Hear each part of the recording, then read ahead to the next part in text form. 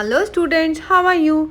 आज हम करने वाले हैं क्लास 8 की सोशल साइंस के चैप्टर नंबर 4 के एनसीईआरटी के क्वेश्चन आंसर्स। इसके अंदर हम जो लेट्स एक्सप्लोर के क्वेश्चन आंसर्स होते हैं जो चैप्टर के बीच में आते हैं वो भी सॉल्व करेंगे। चैप्टर का नाम है आपका the colonial era in India. ठीक है, इसका एक्सप्लेनेशन मैं ऑलरेडी आपको दे चुकी हूँ। 2 वीडियोस बने थे उसके, बिकॉज चैप्टर लंबा था। 3rd वीडियो में मैं आपको एनसीईआरटी के क्वेश्चन आंसर्स करा रही हूँ। तो स्टार्ट करते हैं। Question number 1, what is colonialism? Give 3 different definitions based on the chapter और योर नॉलेज। तो होता क्या है कोलोनलिज्म, और आपको उसकी 3 डेफिनेशंस लिखनी है। देखो, कोलोनलिज्म होता क्या है, कोई भी कंट्री आके दूसरी कंट्री के ऊपर राज करने लगती है और उसको बोलने लगती है अब तुम्हें हमारी सारी बातें माननी है। बेसिकली ये डेफिनेशन है। तो सबसे पहले इसकी पॉलिटिकल डेफिनेशन क्या है?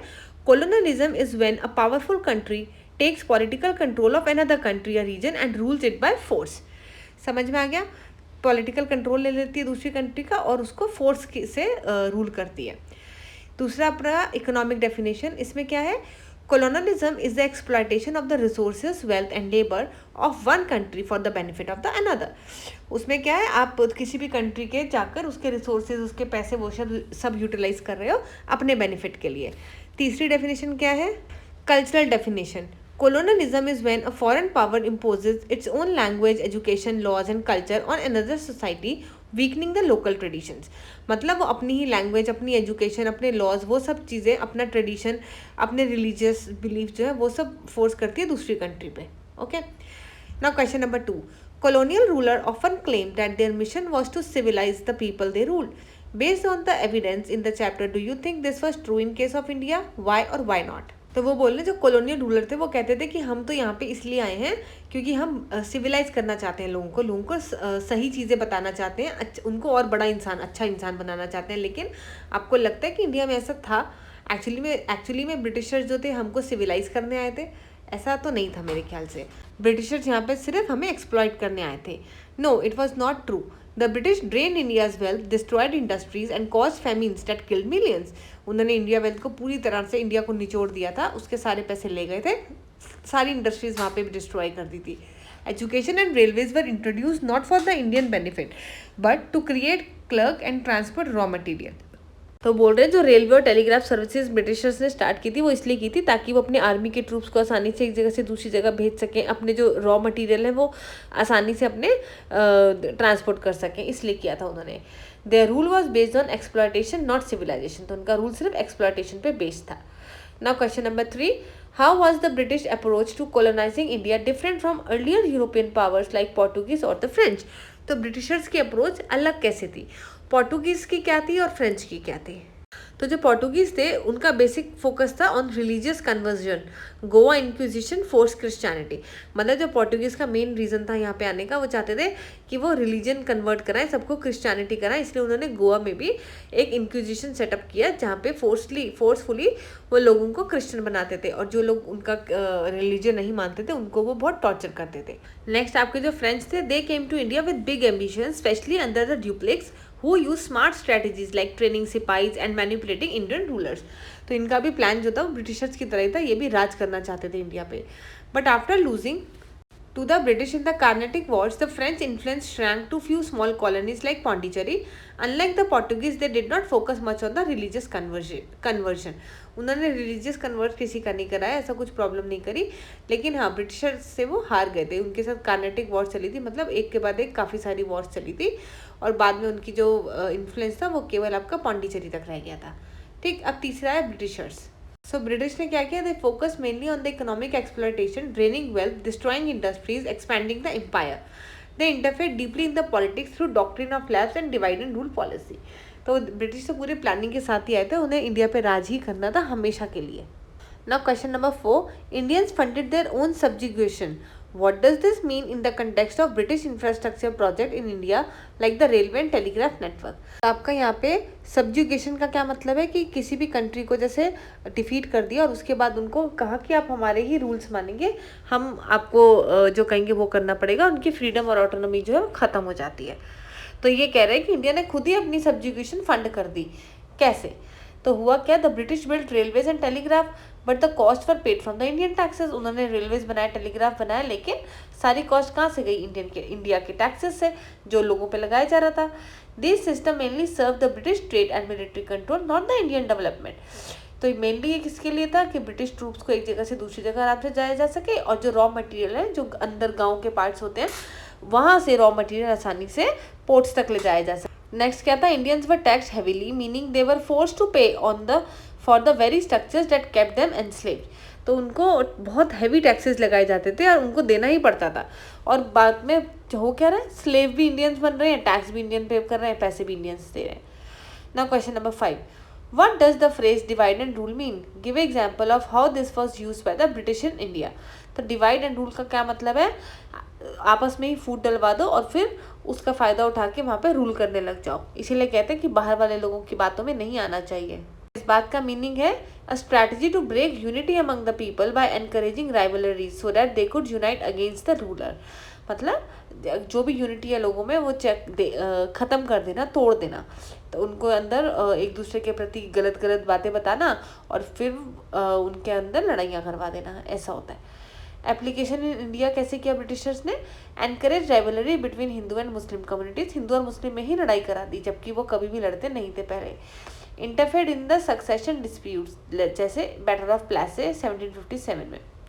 Then third is supported one ruler against the another then betrayed both to expand their own power. तो पहले एक रूलर को, एक किंग को दूसरे के खिलाफ भड़का दिया और उसके बाद दोनों को ही साइड कर दिया और खुद पावर में आ गए, ये किया था उन्होंने। Now question number 6, choose one area of Indian life such as agriculture, education, trade और village life. How was it affected by the colonial rule? Can you find any signs of those changes still with us today? Express your ideas through a short essay or a poem or a drawing or a painting. तो ये आप कुछ भी कर सकते हैं, मैंने यहाँ पे सिर्फ आपको थोड़ी सी लाइंस बता दी, ऐसे की तरह समझ लो। हम एग्जाम्पल ले रहे हैं एग्रीकल्चर का। British force peasants to grow cash crops like indigo, cotton, opium instead of fruit. Britishers ने फोर्स किया पीजेंट्स को, जो वहाँ पे फार्मर्स थे, कि तुम कैश क्रॉप्स उगाओ। कौन कौन सी, जैसे Indigo, cotton, opium instead of the food crops मत उगाओ। कैश मतलब जिसको सामान को, रॉ मटेरियल को बेचकर बहुत पैसा मिले। हाई टैक्सेस एंड डेब्ट push the farmers into the poverty, और उसकी लैंड पे इतना टैक्स लगाया जाता था कि फार्मर उसको पे ही नहीं कर पाता था।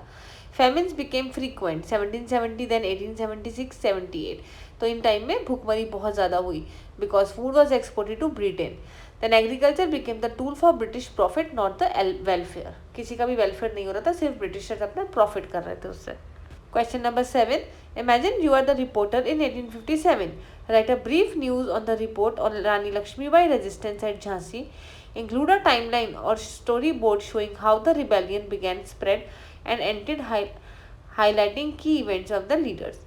तो वो बोल रहे हैं कि मान लो आप रिपोर्टर थे 1857 में, अब आपको एक न्यूज़ रिपोर्ट लिखनी है कि किस तरीके से रानी लक्ष्मीबाई ने वहाँ पे लड़ाई करी, और कोई टाइमलाइन वगैरह भी उसमें आप डाल सकते हो जिससे आपको पता लगेगा कि कब रिबेलियन जो है ये शुरू हुए थे और कब फैलने शुरू हो गए थे एक जगह से दूसरी जगह पे। तो हेडलाइन क्या लिखेंगे इसमें हम आपकी, queen of Jhansi dies fighting the British, a symbol of courage Jhansi June 1858। The brave Rani Lakshmibai, popularly known as Queen of Jhansi, had fallen on the battlefield while resisting the British forces. तो ये आ सकता है आपकी news headlines में क्या, कि जो रानी लक्ष्मीबाई थी झांसी की, वो लड़ते लड़ते शहीद हो गई। She led her army with unmatched courage, recaptured Gwalior Fort and inspired thousands to rise against colonial rule. तो उन्होंने ग्वालियर फोर्ट को भी कैप्चर कर दिया और बहुत सारे लोगों को प्रेरणा दी कि वो भी कॉलोनियल रूल के अगेंस्ट बात करें। British officer themselves admitted she was the best and the bravest of the rebel. तो ब्रिटिश ऑफिसर्स खुद रानी लक्ष्मीबाई को बहुत एडमायर करते थे और उन्होंने कहा था she was the bravest of all the rebels. Her sacrifice will be remembered as the shining example of patriotism in Indian history. तो हम आज भी रानी लक्ष्मीबाई को हमेशा याद करते हैं। Now question number 8. Imagine an alternate history where India was never colonized by European powers.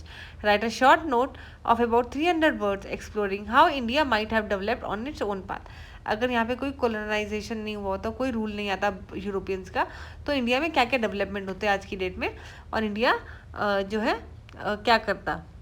If India was never colonized, its industries like textile, iron and shipbuilding would have continued to flourish. तो हमारी सारी industries flourish करती, बहुत ऊपर जाती. Skilled artisans would have supplied goods worldwide, making India one of the richest country. तो हमारे पास इतने स्किल्ड आर्टिशियन थे, तो इनका आर्ट एंड क्राफ्ट इतना प्यारा था, वो बहुत रिच करते हैं हमारी कंट्री को. Agriculture would have remain diverse, feeding the population instead of the crash crops for export. तो एग्रीकल्चर भी बहुत अच्छा होता, यहाँ पे हम फूड क्रॉप्स उगाते ना कि cash crops. Famines would have been rare since local ruler could reduce the taxes. तो famines भुखमरी यहाँ पे कम होती, क्योंकि लोकल वो जो होते हैं रूलर हमारे, वो टैक्स रिड्यूस कर देते, कम कर देते जब बुरा वक्त चल रहा था. Education would have continued in the traditional school alongside modern sciences. Modern science के साथ साथ ट्रेडिशनल एजुकेशन भी चलती रहती. Railway and industries would likely have come, but on Indian terms. Instead of poverty, India might have entered the modern era as a strong and independent nation, contributing to science, trade and culture while preserving its heritage. तो वो बोल रहे India आज की date में बहुत आगे होता और अपनी कल्चरल हेरिटेज वगैरह सब प्रोटेक्ट करके आगे बढ़ता. Today, India might have been a world leader without suffering the exploitation and division caused by colonial rule. तो colonial rule की वजह से जो डिवीजन हुआ वो नहीं होते और इंडिया वर्ल्ड का लीडर बना होता. Now question 9. Role play. Enact as historical discussion between a British official and an Indian personality like Dadabhai Naoroji on the British colonial rule in India. तो आपको एक वो बनाना है, एक स्किट सी बनानी है जिसमें दो बच्चे होंगे और एक जो है वो दादा भाई नारोजी का रोल प्ले करेगा और दूसरा आपका ब्रिटिश ऑफिशियल होगा कोई. यहाँ देखो, ब्रिटिश ऑफिशियल कोई बन जाए बच्चा, वो बोलेगा we brought civilisation, railways and education in India. तो दादा भाई नारोजी क्या बोलेंगे, but you drain India's wealth, railway and education were build with Indian taxes serving your empire not the people. तो दादा भाई नारोजी बिल्कुल सच बोल देंगे, वो कहेंगे तुमने सारी इंडिया की वेल्थ ले ली है, रेलवे और एजुकेशन जो थे वो इंडियन टैक्सेस से ही तुम लोगों ने बनाए हैं, हमसे टैक्स ले लेके, और इतने सारे लोग मर गए फेमीन्स में. Millions died in famines while food was exported. This is not civilisation, it is exploitation. वो कह रहे जब यहाँ भूखमरी हो रही थी और तुम इतना ही सिविलाइज करने आए थे तो यहाँ लोगों को खाना देते, तुमने ये नहीं किया, तुमने एक्सपोर्ट किया, तो इसका मतलब तुम एक्सप्लॉयट करने ही आए थे हम सबको. Now question number 10. Explore a local resistance movement, tribal, peasant और princely from your state or a region during the colonial period. Prepare a report or poster describing what was the specific trigger, who led the movement, what were their demand, how did the British respond, and how is the event remembered today. तो example है इसका Santhal rebellion जो 1855 में हुआ था झारखंड में. Trigger क्या था, land alienation, high taxes, exploitation by the money lenders and the landlord. Money lender और लैंडलॉर्ड जो थे वो टैक्सेस बहुत ज़्यादा लगा रहे थे लैंड पे, जिसकी वजह से सारे लोग ट्रिगर हो गए. जो सिंधु एंड ये कान्हू मुर्हू था, ये दोनों लीडर्स थे, दोनों ब्रदर्स थे. Freedom from oppressive landlord and restoration of the tribal lands, वो चाहते थे हमारी ट्राइबल लैंड्स हमको लौटा दी जाए. फिर जो ब्रिटिश थे उन्होंने सप्रेस कर दिया, विलेजेस को बर्न कर दिया और बहुत सारे लोगों को मार दिया. फिर मेमोरी क्या थी इसकी, the rebellion is still celebrated in Jharkhand as a symbol of tribal courage and resistance against the colonialism. Next question, ये लेट्स एक्सप्लोर के क्वेश्चन आंसर्स आ गए अब आपके. Study the timeline of European arrival in India, what patterns do you notice. So first came Portuguese, सबसे पहले Portuguese आए 1498 में, देन डच, फिर उसके बाद आपके फ्रेंच और फिर आए British. At first all came for trade but slowly they started interfering in the politics. अब ट्रेड के लिए आए थे पर धीरे धीरे वो पॉलिटिक्स में आने लग गए. By the mid 1700 the British and French were the main rivals. तो जब मिड 1700 आया उसमें ब्रिटिश और जो आपके फ्रेंच थे उनमें ज़्यादा राइवलरी हो गई, उनमें ज़्यादा लड़ाई हो गई. The British ultimately dominated after 1763 reducing other minor stages. ठीक है, तो ब्रिटिश जो है जीत गए. Next question, why do you think Mir Jafar betrayed Sirajuddaulah, what does this tell us about divide and rule. So Mir Jafar जो थे he wanted to become nawab, so he decided with British, उसने ब्रिटिश की साइड ले ली. The British exploited greed and rivalry among the Indian nobles. This shows divide and rule. The British did not win by strength alone but by breaking the Indian unity. किसी को भी हराना तो उसकी unity break कर दो. Next question, was the doctrine of lapse fair, why और why not.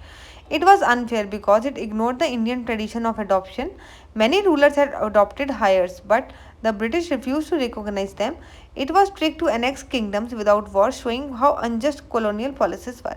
तो doctrine of lapse में था क्या एक्चुअली में कि अगर कोई राजा है तो उसका जो बेटा है वही राजा बनता था, लेकिन अगर उसका बेटा नहीं है तो वो कोई भी सन को अडॉप्ट करके उसको राजा नहीं बना सकता, उसको हटना पड़ेगा और वो वाला जो किंगडम होगा वो ब्रिटिशर्स अपने अंडर में ले लेंगे। Next question, how do you think people fell during the famine of 1770? कैसा लगा होगा? ऑब्वियसली बुरा लगा होगा, भूखे रह के किसको अच्छा लगता है। People felt hopeless, force to sell the children, eat leaves and grass, बहुत बुरी हालत हो गई थी। Anger grew as the company increase taxes instead of helping, और इस टाइम पे भी कंपनी टैक्सेस इंक्रीज कर रही है, तो बताओ ये क्या सिविलाइजेशन हो रहा है। It showed that the cruelty of British rule and how little they care for the Indian life, so कितनी उनको बिल्कुल भी चिंता नहीं थी, ये शो करता है कि वहाँ पे भुखमरी हो रही है और तुम उनसे टैक्स ले रहे हो, उनके पास खुद के खाने के लिए नहीं है तो और तुम उनसे टैक्स ले रहे हो, क्या बात है। Next question, if India wealth had stayed in India how might history have been different? So India could have developed its own industry, railway and education system.